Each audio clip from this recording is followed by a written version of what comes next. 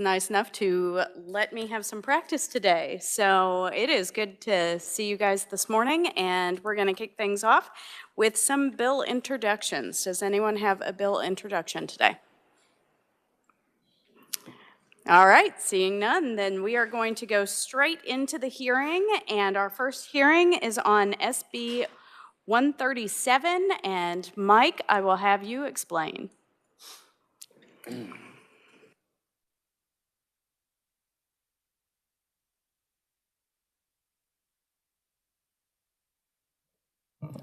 Mike Heim with the Revisor Statutes Office. Senate Bill 137 amends the Kansas Standard Asset Seizure and Forfeiture Act, which is a law that's part of this Code of Civil Procedure in Chapter 60. And it provides that when property is forfeited under this act, a law enforcement agency may, and the amendment is on page 2, when the firearms are forfeited, they may be sold. The new language is sold or transferred to a properly licensed federal firearms dealer. It's similar language in Chapter 22, which deals with the criminal procedure, and there's a forfeiture provision in that statute or series of statutes, and it is comparable to what this bill makes civil comparable to the criminal procedure law. If you've got questions, I'll try and answer them. Committee, do we have any questions for Mike? I do have one. Representative Miller? Thank you, Madam Chair, and thanks for the explanation, Mike. Does this bill get specific about requirements for the firearm dealers, or specify any specific type of dealer or brand of dealer? It just gives them the option to. A federal firearms dealer is, if you go to buy a gun at a store or a gun shop, they have to be federal firearms. So it could be any federal firearms dealer? That's the way I understand it. Okay, thank you. Committee, are there any other questions? All right, seeing none. Thank you, Mike. All right, first up, we've got Senator Owens, and welcome back, sir. Thank you, Madam Chair. I'm glad I could be the first one to call you that. It's great to be back here amongst friends and colleagues, and I'm happy to bring this legislation on behalf of my sheriff from Harvey County. If you guys will recall, last year, those of you that were here, the House and the Senate worked diligently on civil asset forfeiture reform, which ultimately ended up passing unanimously in the House, Senate, and signed by the governor. That reform truly enhanced in 8 different ways the individual rights of property owners in the state of Kansas to ensure that property seized and property disposed of has a much higher burden of proof and much higher standards before that can actually occur. Well, what this bill asks to do is to allow firearms treated under the Civil Asset Forfeiture Code the same way that firearms are treated under the Criminal Code currently. Had this been brought to my attention, I would have added it to the bill last year and we wouldn't be here today. But as we all know, remembering everything, especially when we're dealing with something as complex as civil asset forfeiture, is challenging. So to answer your question, Representative Miller, federal firearms license holders are all treated the same way. They all fall under the same standards. They all require the same background checks. And so every federal firearms dealer is treated the exact same way. So there's no differentiation there. So again, very straightforward. Make the Civil Asset Forfeiture Code mirror the criminal code when it comes to disposal of firearms and ensuring that those firearms can remain in circulation. And I'll stand for questions. Thank you. Committee, do we have any questions? Oh. Representative Ruiz? Thank you, Madam Chair. Are there levels of license for federal firearm dealers? No, there's not actually. Well, I shouldn't say no, there's not. The standard federal firearms license is a retail license. There is also a federal firearms license for manufacturers. There's federal firearms license for ammunition manufacturers. But any any federal firearms dealer that receives firearms and sells firearms has to fall under the same amount of regulation and regulatory guidance by the federal government.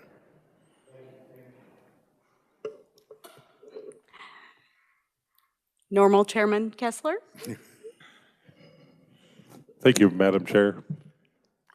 So I actually don't mind that part of it all, but could you kind of maybe explain a little bit why we are going to resort to a federal licensed dealer versus just a public auction? So even at public auctions, technically you're required to have a federal firearms license holder there who then, in essence, temporarily takes possession of that firearm. The whole purpose behind the FFL is to ensure a background check is completed, to ensure that these firearms are going to people that can legally own them, and that they can legally pass the background check.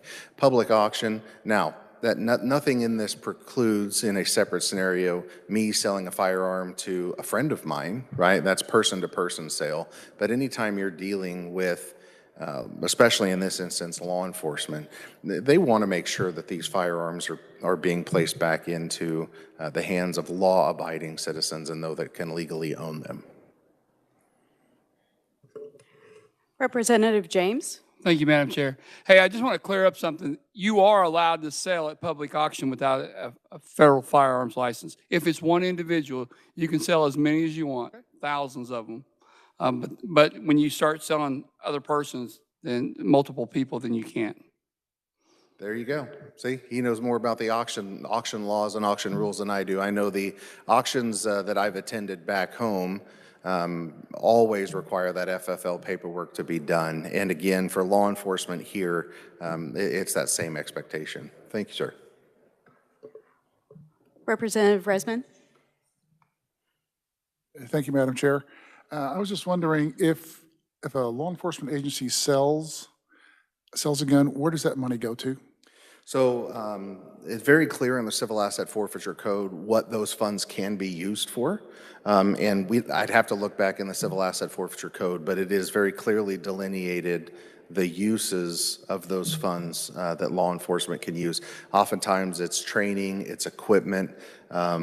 They can donate it to other organizations. For example, I know our sheriff back home donates a portion of that fund to our Child Advocacy Center. So there are various uses, but it is lined out in statute what those funds can be used for.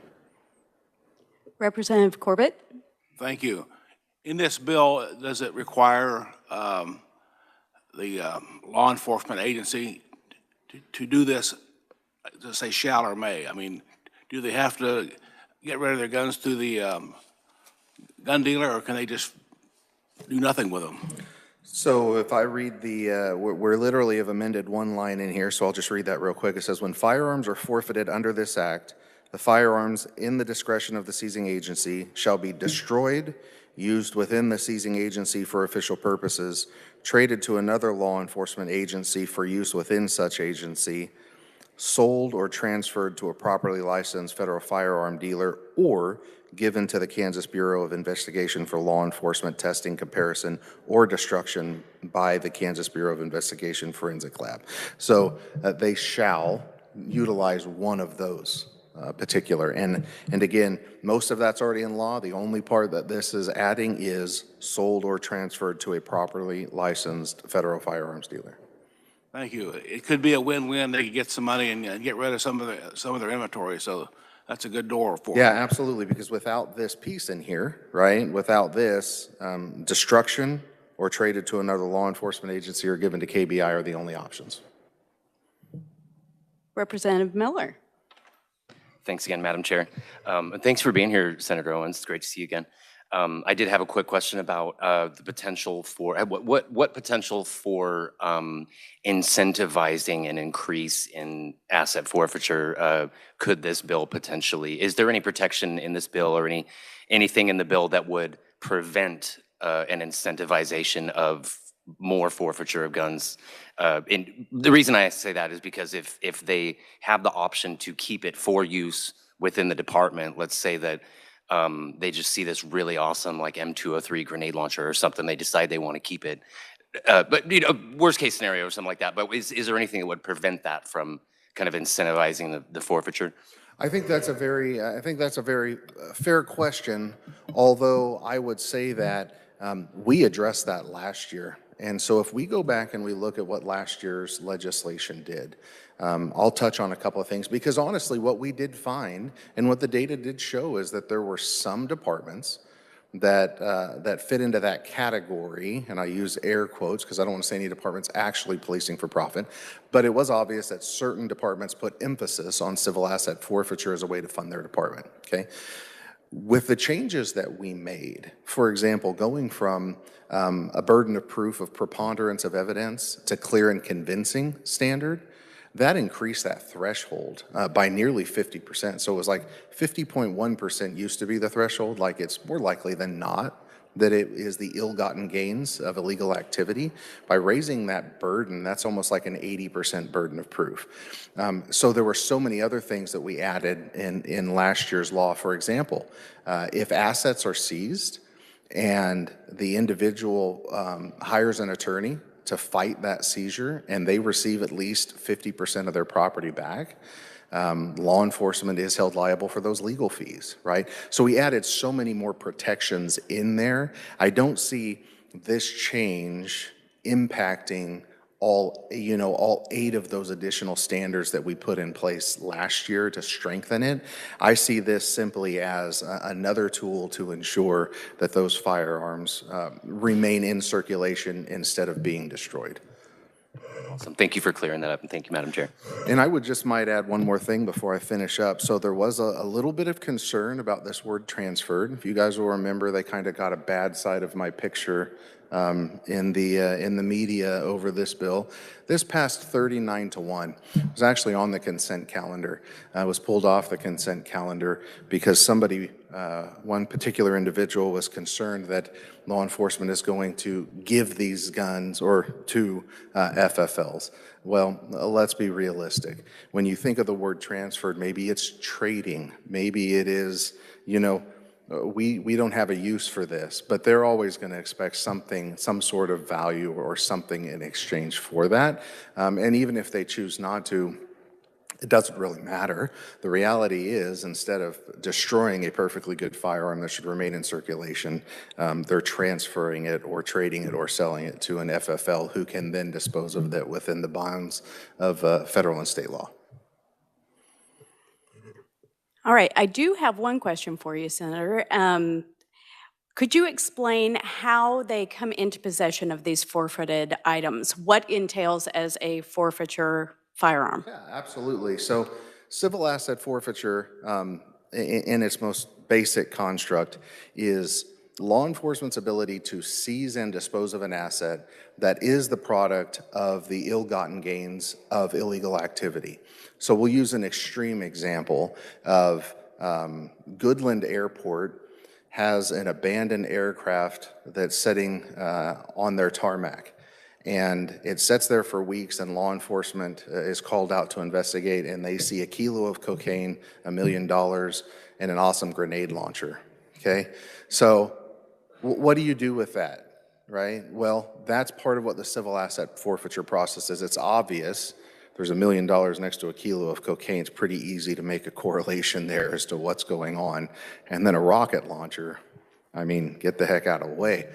So there's a legalized process by which those assets can be seized, and then that seizure can then be disposed of. So they would seize the aircraft, the money, of course, the drugs would be destroyed, and the rocket launcher, assuming it's a legal rocket launcher and registered and all that, disposed of. All that money goes back into the forfeiture fund. On a more local level, sometimes you see a small dealer that's arrested for possession of methamphetamine with the intent to distribute, or possession of fentanyl, and they've got 5,000 pills and they've got $10,000 in cash, and they've got a really nice BMW. All of those assets can be seized because then the state has this burden of proof, again, that we strengthened significantly last year for the first time since civil asset forfeiture's inception, something that I was really proud to be part of, to meet that burden of proof and go through the court process to actually prove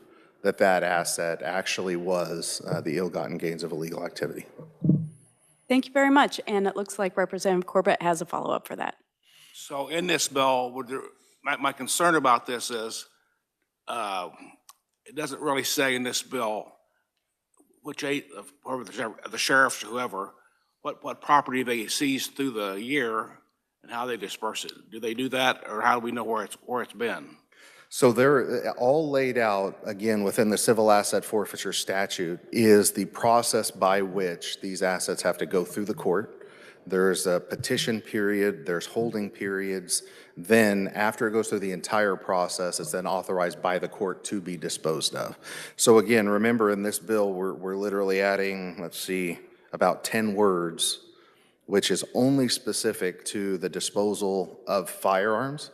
We're not touching anything else in the statute, nor would I encourage anybody to not touch anything else in the statute, because I'm here to tell you, adjusting civil asset forfeiture statutes was a fine line and dance, and it took right up until the last day to work with all interested parties. So again, 10 words, just allowing firearms that are seized to be sold or transferred to a properly licensed FFL. All right, seeing no more questions. Thank you so much for joining us today, Thank you, Madam Senator Chair. Owens. Have a great day. You Thank too. Next up, we have Megan Hilbish.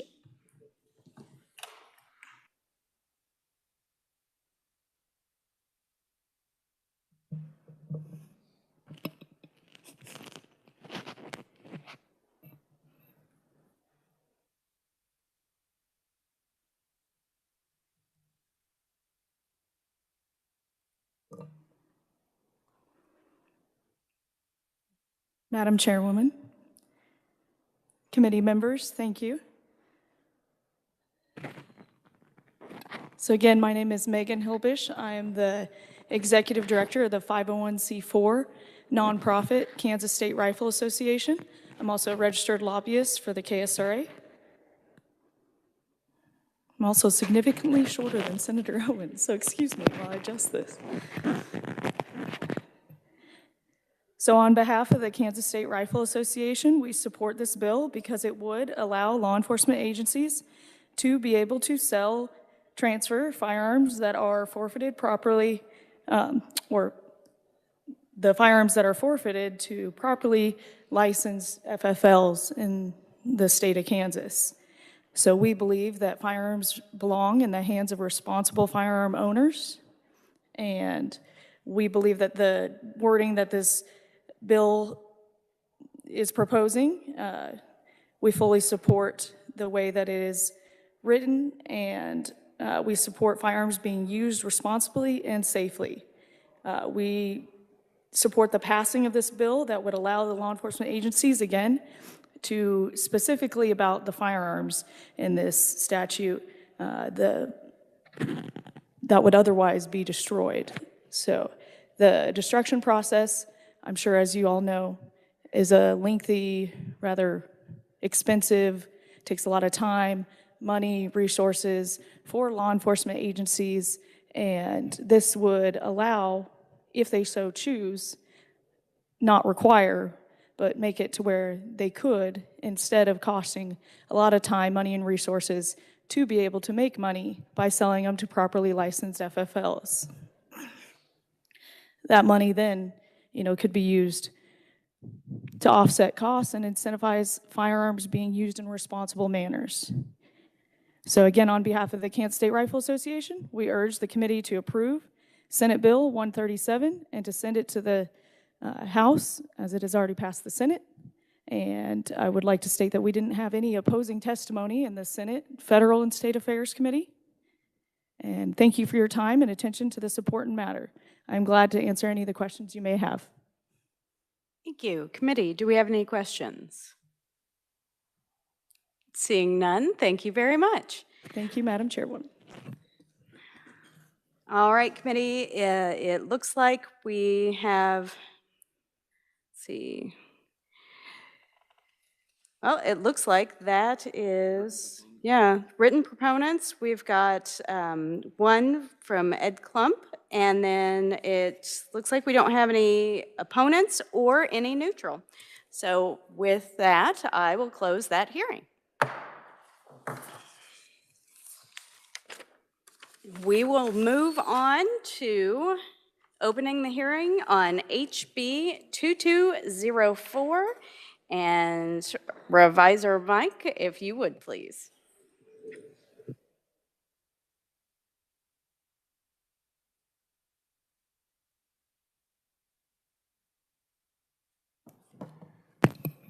Madam Chair, members of the committee, this is a bill that is short. It says the World Health Organization, the United Nations, and the World Economic Forum shall have no jurisdiction or power within the state of Kansas. No rule, regulation, fee, tax, policy, or mandate of any kind shall be enforced or implemented by the state or any of its departments or any local governments. And there are several other states that have passed a law similar to this, and I think some are considering passage. So if you've got questions, I think the bill speaks for itself.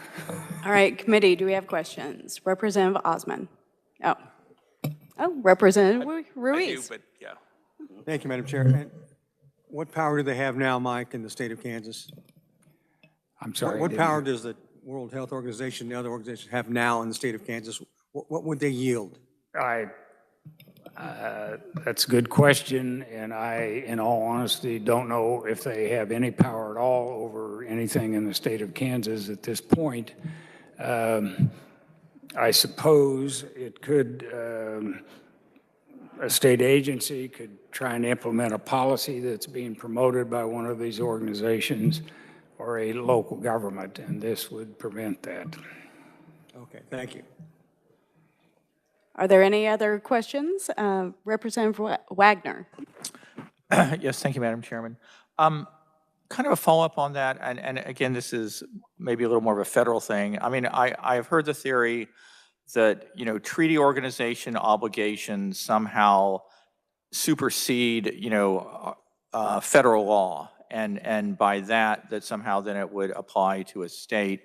I mean, do you know anything about the whole notion that somehow treaty obligations would somehow invalidate or override U.S. law? You're getting into an area that's complicated, and to my knowledge, there is no treaty at this point in time that would trump state law or federal law. Okay, thanks. Representative Miller. Thank you, Madam Chair. Thanks for the explanation, Mike. So if, how would this bill impact, let's say, a policy that the KDHE decides to implement that turns out to be identical to a World Health Organization policy? How would that impact that, if any? Well, I guess it would depend on the nature of the policy, but if there was a separate reason for implementing it, and it wasn't to try and be in conformity with a UN or these other organizations' policies, then it would probably be fine. Otherwise, this is as much a statement bill as it is anything. Okay, so if would they need to? One more question, Madam Chair. Okay, thank you. Sorry. Would they need to specify that this is not intentionally in keep with if World I Health? was giving them legal advice, I would say yes. Okay, thank you. Are there any other questions for the revisor? Seeing none, thank you very much, Mike. All right, first up, we have Teddy Love.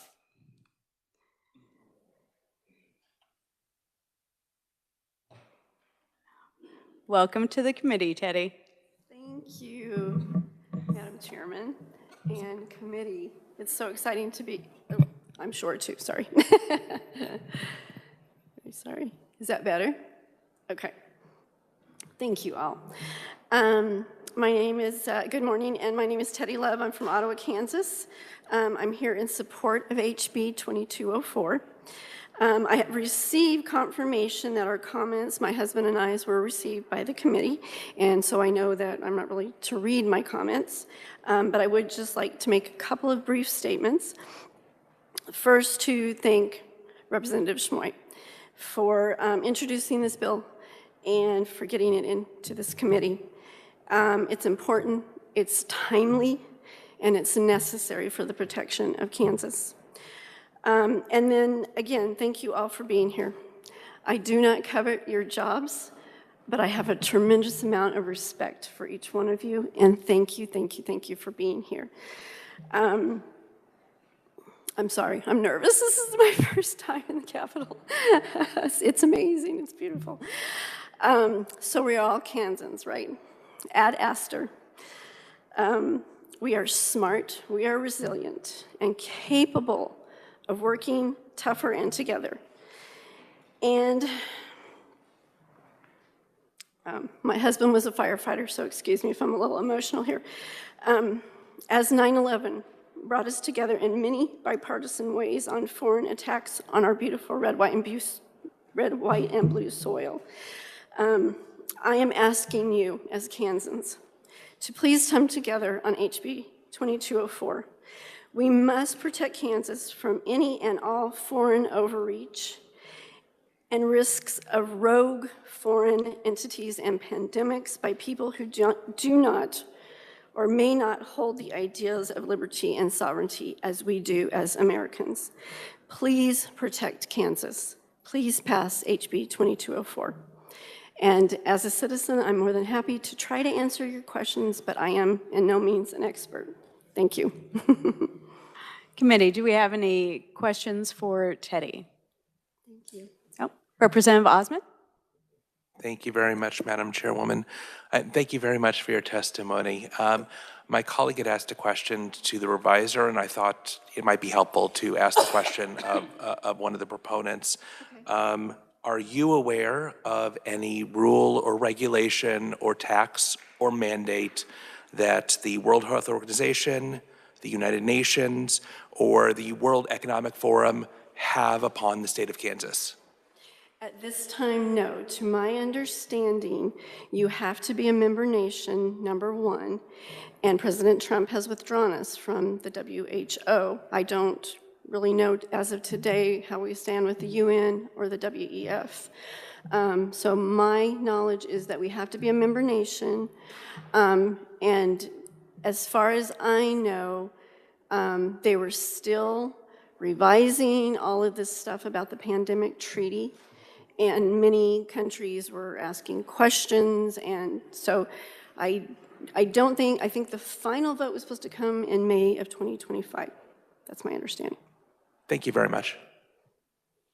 Committee, any other questions? Seeing none, thank you very much, Teddy. I believe that we've got a couple of proponents on WebEx, and let's go to Nick Reinecker. Are you with us? Madam Chair, can you hear me okay? Yes, sir. Go ahead. Oh, very well. Thank you, Madam Chair. My name is Nick Reinecker from Inman, Kansas. I am a proponent to this bill. I just have about 3 minutes of testimony here, so if you will indulge me. To answer the question, though, besides the time that I have here, there's the single convention on narcotic drugs dated 1961, which is, I guess, would be considered a treaty obligation, and it has been referenced by both Democrats, Republicans, and other legislators as a reason the federal government has prohibited certain substances, and why, therefore, then the state felt the need to do the same with its state sovereign Controlled Substances Act. And so there is, I put in my testimony links to those documents as well as other information in direct reference to this. Now, with my testimony, I love the entrance to this committee's room, 346 South, Old Supreme Court, and I would encourage all of you to take a moment, since from what I have observed, most use the back door. Please go look at the seal that is hanging on the wall depicting what appears to be the hand of God coming out of the heavens holding the scales of justice. Infallible, perfect, and lovely justice. In the beginning, I believe God created, and then he created man and woman. He created them to obey his commandments and be fruitful and multiply. And as a republic, we must continue this path or be destroyed from within through neglect and abdication of duty. This bill represents part of that duty that facilitates the elimination of both foreign and domestic threats to our sovereignty as a country, as a state, as families, and as individuals. Whether it is the necessary repelling of conformity and compliance to depopulation policies, evolutionary theory education policies, anti-capitalism policies, including self-reliance, property ownership, and simple dirt gardening with the enjoyment of the fruits of our labor, we must make it clear that all power is inherent in the people who give consent to this constitutional government in the spirit of the Declaration of Independence, to defend rights and protect from threats thereof.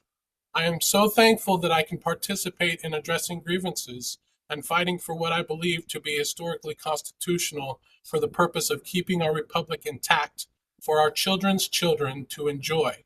And it is for this reason that I continue to bring up issues of plant freedom, uninfringed self-defense, and supremacy only to those capital L laws made in pursuance of the Constitution of the United States.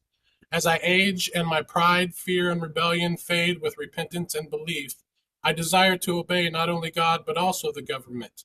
However, when usurpations warrant civil disobedience and peaceful protest, I will be right there as long as my mortal body and the Lord will allow, with a voice for those who are not able to defend themselves because of international policy, because I hope that one day the next generation will do the same for me in truth and in love. You have my testimony, and I ask you to read it in the full context of all of my grievances and the totality of circumstances, including the ones you may disagree with me on. And with your indulgence, Madam Chair, I would like to repeat what Eisenhower has said regarding the organizations referenced in this bill. Throughout America's adventure in free government, our basic purposes have been to keep the peace, to foster progress and human achievement, and to enhance liberty, dignity, and integrity among people and among nations. To strive for less would be unworthy of a free and religious people. Any failure traceable to arrogance or a lack of comprehension or readiness to sacrifice would inflict upon us grievous hurt both at home and abroad. Progress toward these noble goals is persistently threatened by the conflict now engulfing the world. It commands our whole attention, absorbs our being. We face a hostile ideology, global in scope, atheistic in character, ruthless in purpose, and insidious in method. Unhappily, the danger it poses promises to be of an indefinite duration.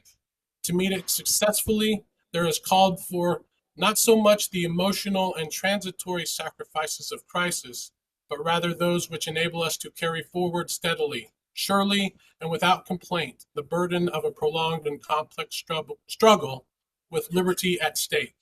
Only thus shall we remain, despite every provocation, on our charted course toward permanent peace and human betterment. Madam Chair, I believe in life, family, and liberty, and that your duties are simple. This bill is simple. Please support this bill, and I thank you, and I will stand for any questions. Thank you, Nick. Committee, do we have any questions? All right, seeing none, thank you for joining us again, Nick. And next up, Erica Sheets, are you with us? Yes, Madam Chair, can everyone hear me? Yes, ma'am, go ahead. Excellent. Thank you, Madam Chairwoman and members. I have about 4 minutes of very focused, high-level summary and answers to the excellent questions that have been asked so far of this bill. So I think that will be very helpful. Good morning, everyone. My name is Erica Sheets, and I'm here in support of HB 2204.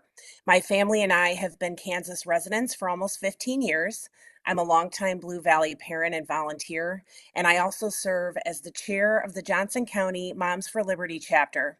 For those of you who don't know, Moms for Liberty is a nonprofit, nonpartisan organization, as is each chapter. Local residents launch and operate this all-volunteer grassroots chapter, and that includes myself. My testimony today and written submission connects the dots on how the powers, rules, regulations, and policies of the UN, WHO, WEF, UNESCO, and other globalist organizations have been allowed to impose upon the state and federal constitutional rights of Kansas families and citizens, particularly in education, through state and federal funding strings and accreditation.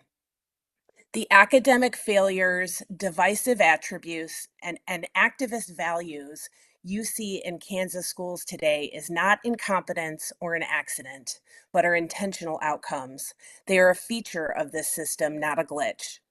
The central objective of this system in schools is to replace teaching academics with, quote, a complete transformation by making every school a healthy school that becomes the hub of the community with wraparound psychosocial, emotional, and physical social services on campuses with an expansion of Medicaid.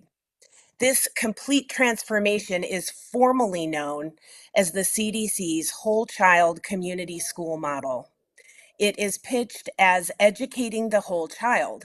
Any challenge that could be said to affect a child's ability to learn has been co-opted under this model as the rightful jurisdiction of education.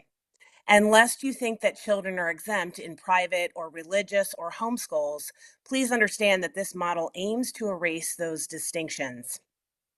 The Whole Child Community School Model is a critical component of a global plan by the World Health Organization to use health as cover to change all sectors in all communities and to force compliance of the UN Sustainable Development Goals for their Agenda 2030 by instituting a well-being economy. Resilience, often used interchangeably with health, requires a critical theory lens, racism, to decide who gets federal resources and how those resources are spent, equity. Unsurprisingly then, the main three pillars of the WCCS model are social emotional learning, critical race theory, and comprehensive sexual education. Since the Kansas implementation of the globalist WCCS model components, student mental and emotional health are at record lows, as are core academic proficiencies. For over an average of about $18,000 per student, 2 out of 3 Kansas students are testing below the effective level in ELA, math, and science. According to KSDE 2024 data, 66.8% of Kansas students test below the effective level for ELA, 68.38% test below the effective level in math, and 67.7% test below the effective level in science, despite spending an average of about $18,000 per student. For some perspective, the average private elementary tuition in Kansas is about $7,300, and the average private high school tuition is about $10,900. Kansas students, parents, families, and citizens need to get out from under the powers, rules, regulations, and policies of the UN, WHO, WEF, UNESCO, and other globalist organizations for the survival of our nation and the blessings of liberty that our U.S. and state constitutions protect. I strongly encourage this committee to pass this bill and to avidly support its ultimate passage in the full House and Senate. Thank you, Madam Chairwoman and members. I am open for questions. Committee, do we have questions for Erica? Not seeing any. Thank you so much for joining us today. I will direct you that there are several written proponent testimonies, myself included, and I will take this moment just to reiterate that this bill in no way inhibits or restricts the rights, the emergency powers of the governor or federal or even local. So this only gives Kansas citizens the ability to interact with any kind of mandate or rule or regulation or tax through their elected representatives. On that note, I do not see any opponents or neutral, and so that closes this hearing. And if there's nothing else for the good of the committee, we are dismissed. Thank you, committee.